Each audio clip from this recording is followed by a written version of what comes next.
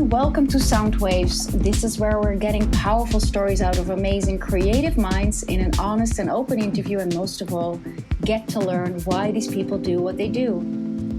Let's say you are born in the Netherlands, but you moved to Aruba, a small island in the Caribbean, because you have a passion for creating opportunities for islands and providing guidance to companies on islands to make their organizations future-proof. Using your voice to inspire others is such a powerful thing to do. This is what Bianca Peters is doing in her work as an advisor to governments and companies for several islands. And I'm very much looking forward to speaking with her today and giving you an insight in her mind so we can all learn from her. Bianca Peters is the founding partner of 360 Degrees of Innovation and Island Impact. She has worked in both the public and private sector of many islands across the world.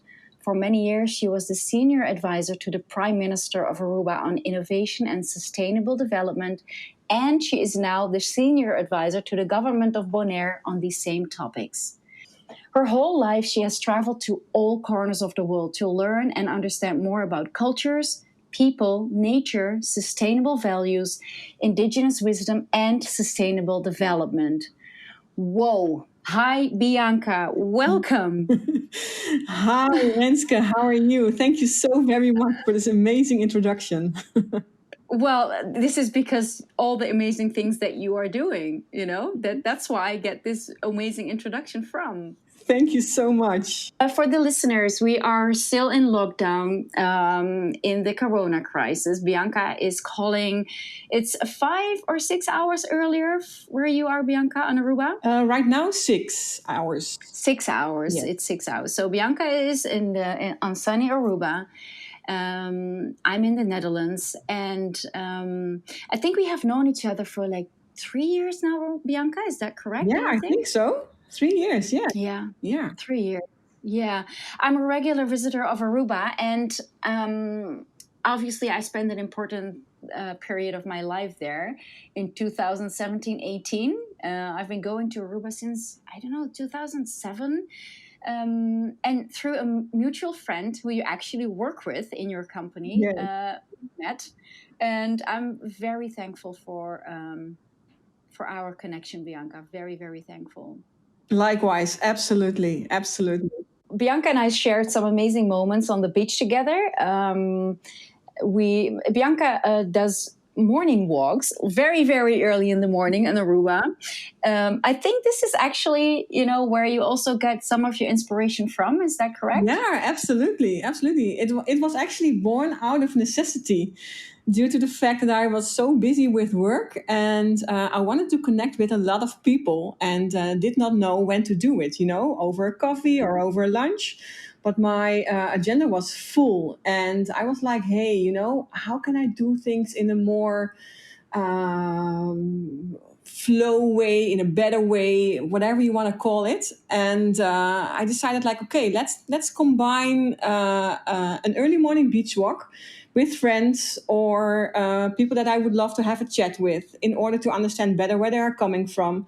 And meanwhile, also do something for your health. And this is how I started the early morning beach walks.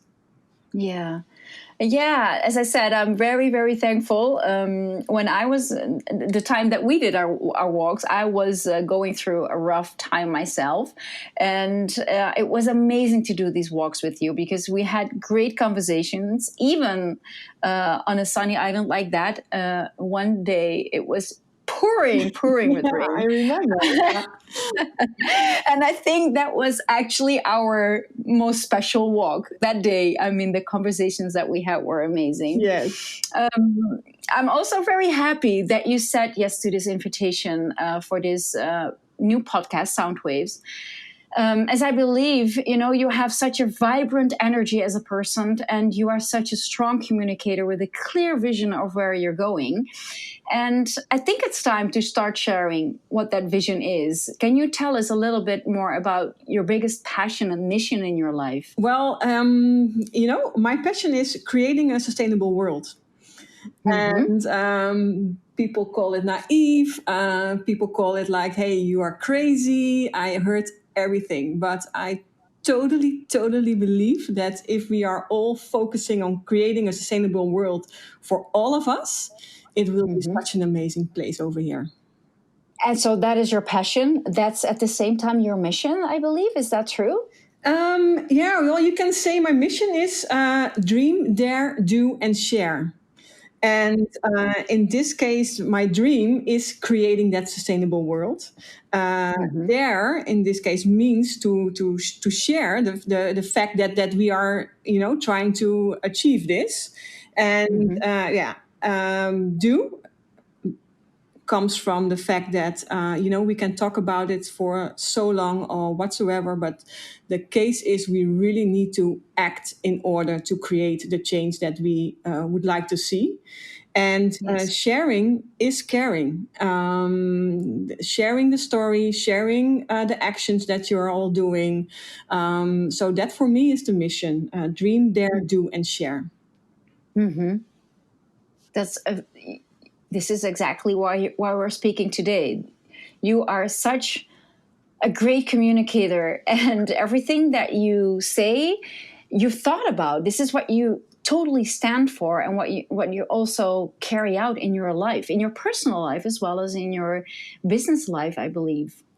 Yeah, definitely. Yeah, no, that's totally right. And you mentioned already in the introduction, I traveled a lot across the world to really understand, okay, what's going on. And it started already when I was a kid, actually. I was looking at the world and playing in the woods. We were living next to the woods, and I was always playing over there and looking at what all was going on. And I didn't understand why the world was behaving like it was behaving, why people were behaving the way they were behaving. And I started to ask the why questions as a kid. And they drove my mom crazy. But that actually also came from a source within me that said, like, okay, Bianca, try to understand why the world is the way it is. And that drove me to many places all around the world. I had many conversations with people, different cultures, people with true indigenous wisdom within them. People that were true connected with the universe, with energy, all of that. And that also brought me back to my basic questions. Okay, what is my passion? What is my purpose? What do I want to do? What is my mission? All of that. And I'm still working on that every single day, and I love to do that. You're talking about the famous why question. It's really funny that you say that, because actually, indeed, children ask why all the time, and when we're grown-ups, we stop doing that until we either listen to Simon Sinek. If you don't know about him, for the listeners, search on Google for this guy, because it's all about when you start searching for answers in life, if it comes to your own personal reasons why you do stuff, but also for business leaders and great thought leaders in the world, we tend to forget about the why. We always know what we're doing, but we tend to forget about the why. And what's your why, Bianca? Yeah, that's difficult to answer. It depends on the situation, of course, and what you want to achieve eventually with a certain situation. But again, for me, the why is how do we create a sustainable world eventually? Big one. Talking about the corona crisis right now, Aruba is also in a lockdown. We spoke about it already, and there are so many islands, including Aruba, depending on tourism mostly when it comes to their income. Also, this weighs very heavy on the island itself and nature, because when you're there in high season, it's terrible how many plastic we see on beaches and in the ocean. And this is just one little example, actually. So in these specific times of corona crisis, how do you feel, you as a sustainable preacher, I almost want to say, an innovator, and your creative ideas? How do you think about this? What is needed right now in Aruba? Yeah, that's an interesting question, because what you see happening is that people go through different stages, of course. First there's fear, like, okay, what's going to happen? What's going to happen to my job? Do I still have a job in the upcoming months? All of those questions. Then they get more into a learning vibe, understanding, okay, what can we do with this? This is the situation. How can we handle it? What do we need to do in order to prepare for the future? And once you get into the last stage actually is like, okay, how are we going to do this? How are we going to set this up? And what you see is that Aruba right now is mainly in between the second and third phase, which gives opportunity to start thinking like, okay, how do we prepare towards the future? And as I mentioned, the beach walks before, I still do that every day. I combine it with also a run every morning. Nature is flourishing due to this corona crisis. Nature on Aruba now is beautiful. It truly is. On the other hand, we also see, 25,000 people are already without a job on the island. So the impact is devastating for the economic side of our society. But nature is flourishing. Nature loves this. And what we need to do is to see, okay, how can we bring those two aspects, the nature aspects as well as the economy together in such a way that we move forward towards the future in a sustainable way. And I think there are many opportunities in that. And what is key in this is that we all start to think about this and that there is a stakeholder inclusion, if you want to mention something like that, in order to make sure that people all feel connected, like, hey, I see what's happening on our beautiful island, and how can we intertwine all of this towards the future? It's amazing what we see, happening all over the world. Nature is healing, actually, and but yes, for an economy, that's a disaster, especially on the islands that you work with. As you work with the governments of these islands, have they already come to you and asked you, hey, Bianca, help us? What can we do? Sit down with us to see what we can do for the future of our islands? Yeah, absolutely. What you see happening now is that many islands, well, actually, it already happened before the corona crisis.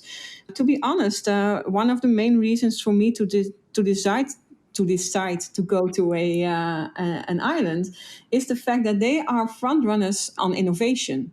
And the reason for that is that they face climate change first worldwide.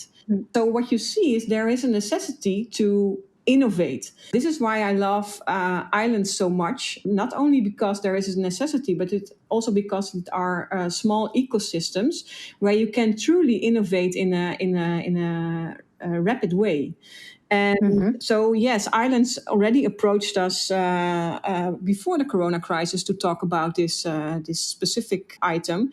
And now also during the corona crisis, we see many islands that are coming to us and ask us, hey, how can we do this? Can we get a strategic session to set this up in the best way possible? Both governments as well as companies, because also companies, of course, are facing these same challenges, and Yes.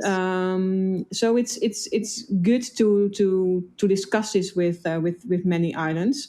One of the things is that I'm also part of the steering committee for the Local 2030 network. It's a UN Local 2030 network for islands specifically, and they focus on the SDGs, the Sustainable Development Goals. And that is a very nice tool for islands to see, okay, what can we do in order to become more sustainable? Yeah, so we're focusing on that a lot right now. Can you give us a glimpse of ideas that you guys have already, or is it too early? Oh, there are many ideas. Yeah, what we always try to do is, the thing is, you cannot say for islands, let's create or let's diversify the economy, because most of the islands, their GDP consists of tourism. And what you see happening now is that it is necessary to focus on diversification. But you cannot say let's create a diversified economy on paper and let's put it on every single island. What you need to do is you need to look at the USPs, of course, of an island, to the culture of an island, the indigenous wisdom that is available, and you have to create a local soup out of it, if you want to mention something like that, and see what can you do with it, and that drives eventually innovative solutions. Just to mention one example for Aruba, for example, is the fact that 90% of Aruba's GDP consists of tourism. 90%. That is really a lot. No tourists on the island anymore. So, like I mentioned, many people lost their jobs. What we did together with Sede Aruba, the biggest social foundation on the island, is set up a digital crowdfunding platform for people that love Aruba. And we ask them to donate through this platform for the food banks and the most vulnerable people of Aruba.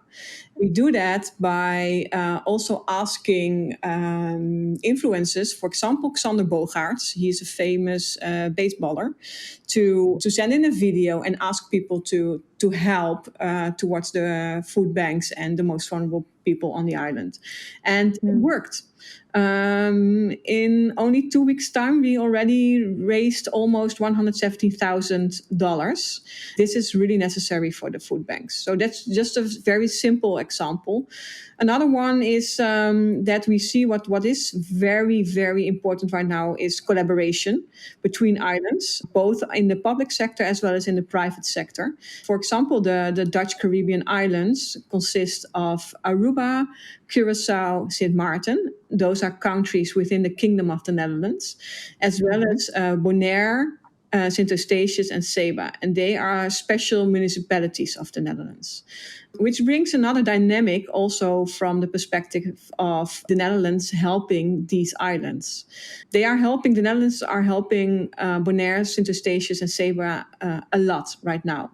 And for the countries, it is a little bit different. I won't go into too much detail. But what is the key message out of this is that what we are doing right now is collaborate between the 6 islands towards both the Netherlands as well as the European Union to see, okay, what can we do best in order to make sure that we facilitate the process of help towards the islands in the best way possible.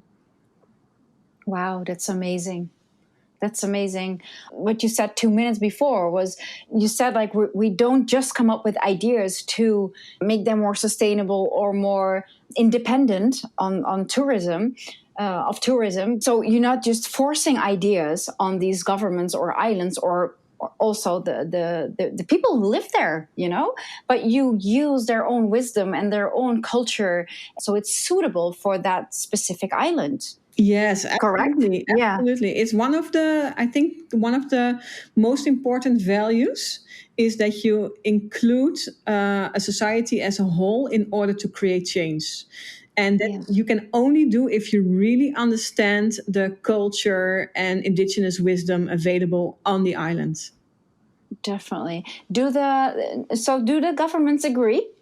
Yes, all the time? Yeah, all the time. No, of course. Well, it's a process you have to go through. And once you explain what you try to do and why you try to do it in this way, they are willing to move forward and help.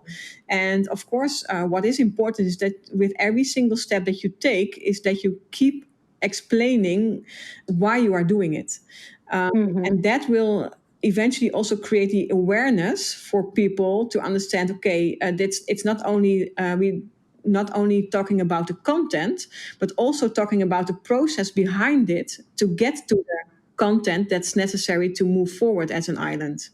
And the process behind it is maybe even more important than the content itself. Because to be honest, the content is available everywhere worldwide. But eventually the process and getting people aware and getting them involved is what is creating true change. The entire world is in a transformation right now. So perhaps these governments are also more open to transformation right now? Yeah, absolutely. And, Mm, we tend to forget the fact that institutes like governments or universities or companies consists of people. It are mm, the people behind a government or behind or within a university or within a company that can create change. So mhm, it is so important to focus on people and a person within an organization in order to create change. mm, definitely. Bianca, you are not just on Aruba to chill on the beach and drink out of a coconut, right? You're I on a wish. mission. It's amazing. It's really, really amazing. On a more personal level, also, we already spoke about what your passion is, what your mission is. What are really important values to you? What do you live by?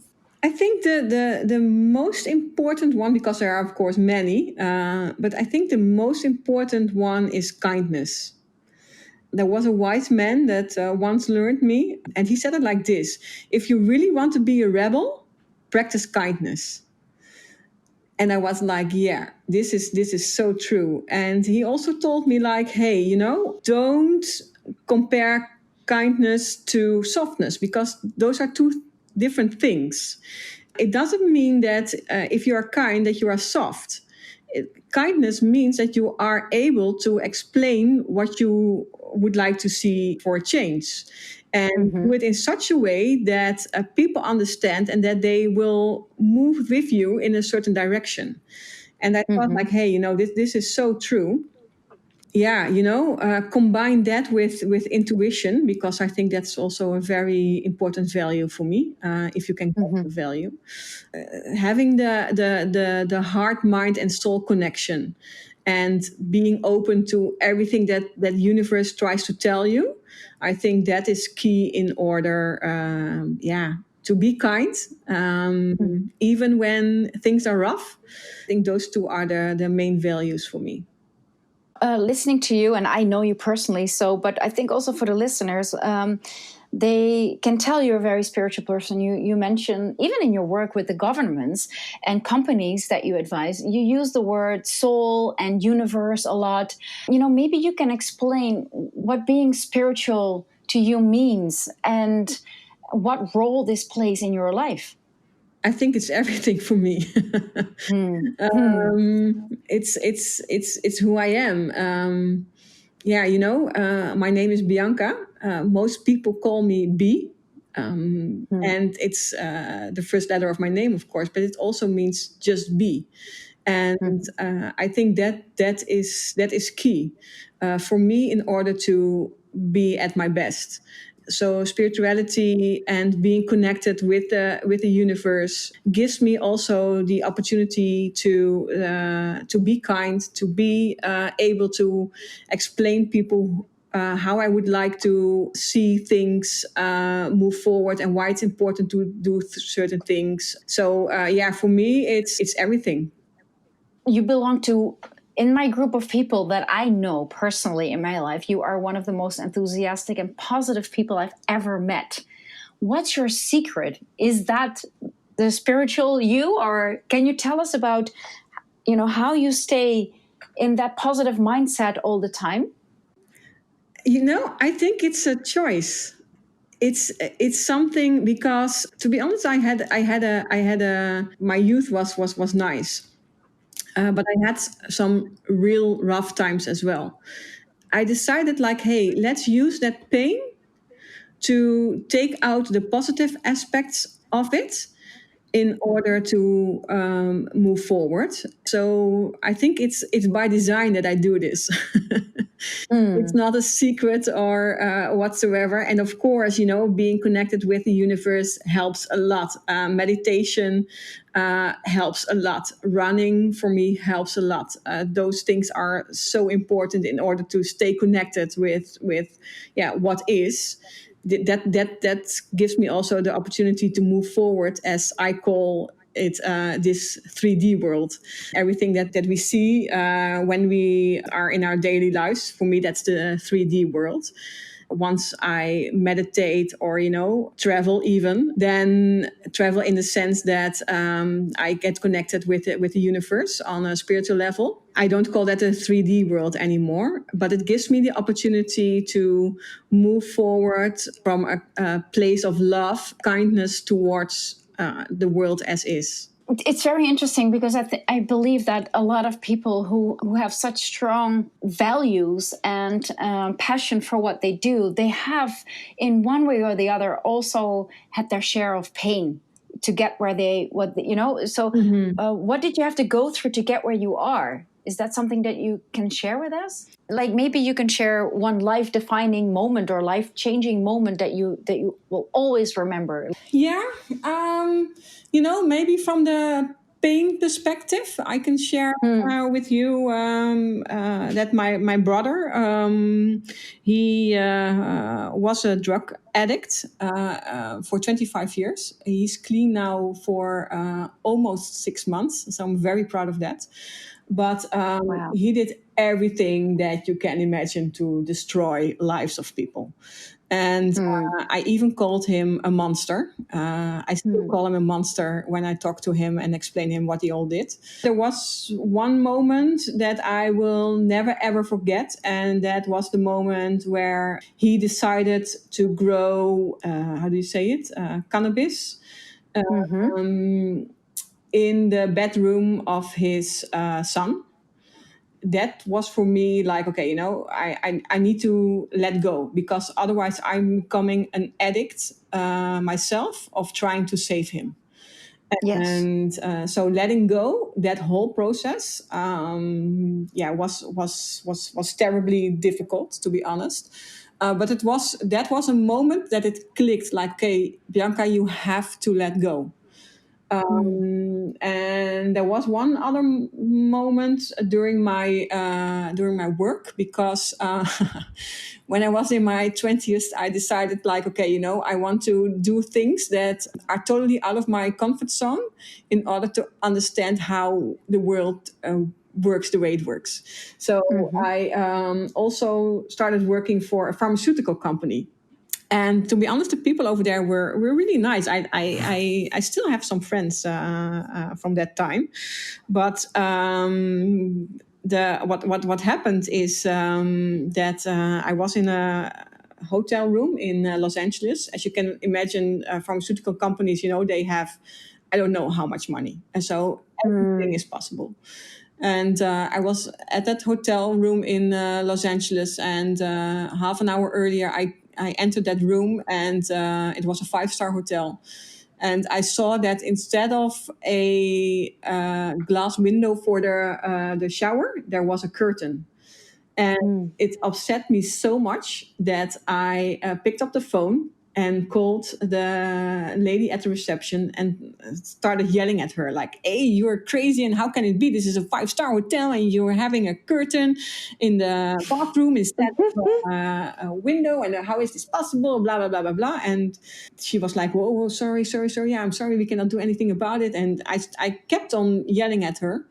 And half an hour later, I was sitting on a bed, far too big for me, alone, with a far too big television, playing a computer game on the television. And I thought, like, hey, I really became a bitch.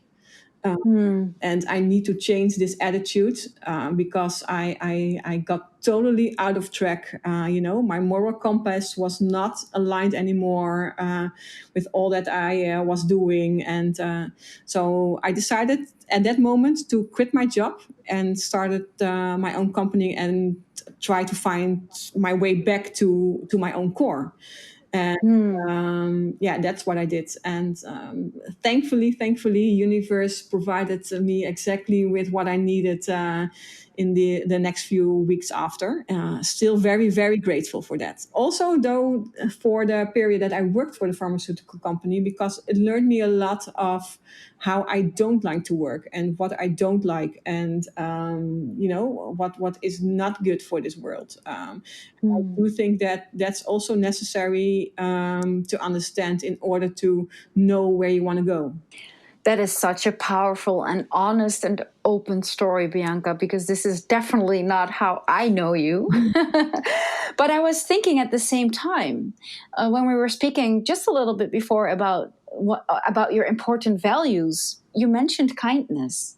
And actually, in both of your stories about your brother and the hotel room, it's where you were searching for kindness, towards your brother, towards that lady, and probably most of all towards yourself, because you lost yourself. Yes. So I think the values that are very much important to ourselves are also the ones where we had to learn the most. Absolutely. Don't you think? Absolutely. Yeah. Totally agree.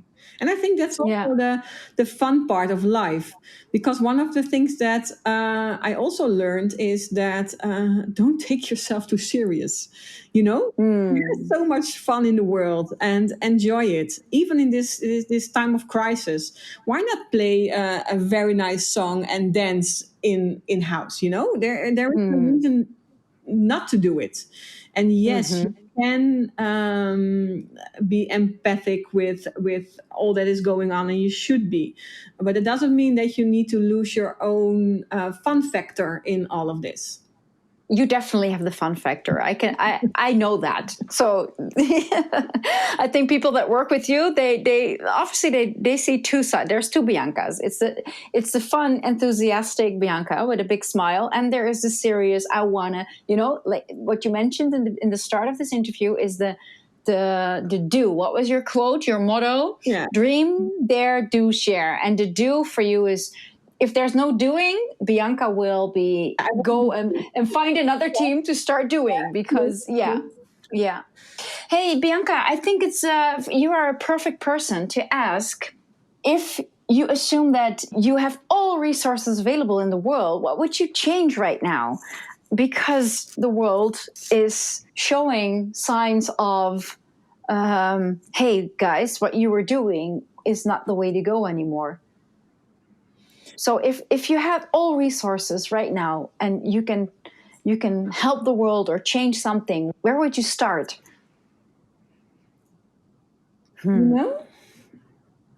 Maybe I would not even want to have all resources, because creativity comes out of necessity. And once you have all resources, I'm not sure that we will be creative enough in order to move forward in the best way possible. I think this crisis is, if we do this right, is exactly what we need in order to become more sustainable. Yeah, I would really dare everybody to embrace this crisis and see what can we do with it in order to create that sustainable world. Wow. That's a very strong one.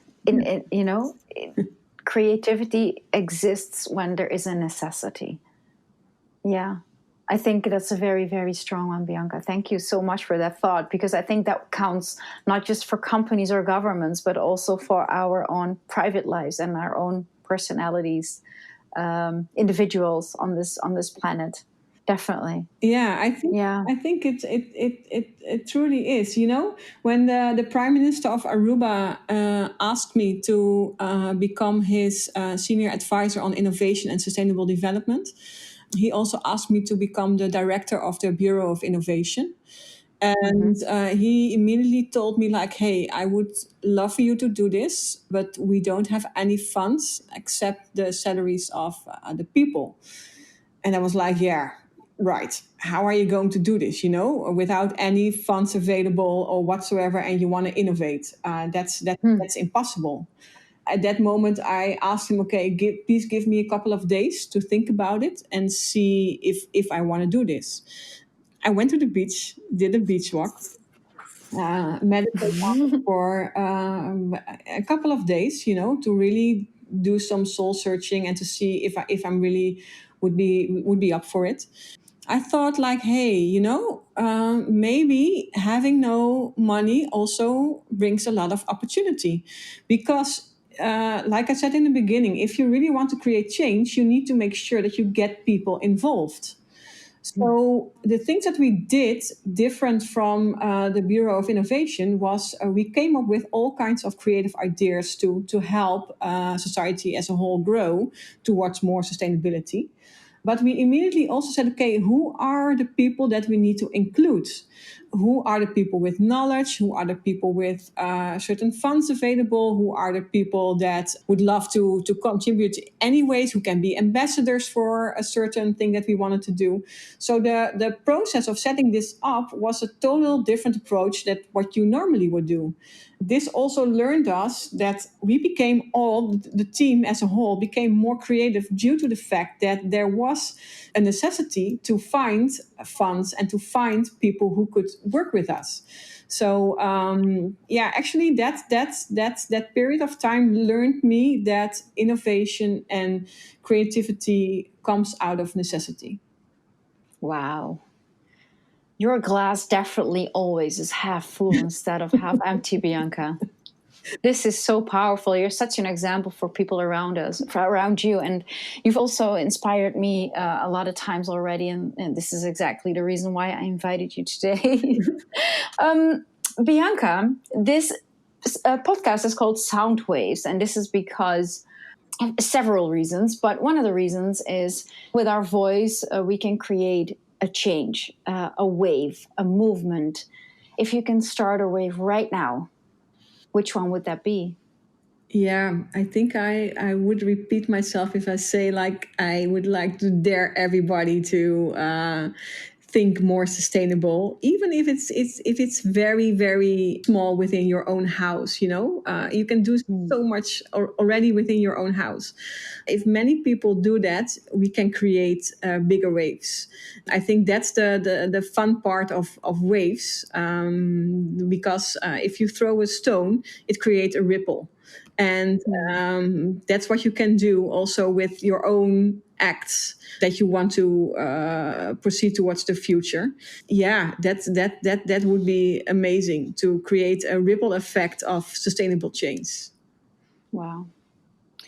Well, thank you, Bianca, for all your knowledge and inspiring words and thoughts. I hope I can see you soon in Aruba, that we're able to travel again. Not too much. We want to keep it sustainable. But I would love to do an early morning beach walk again when this crisis is over.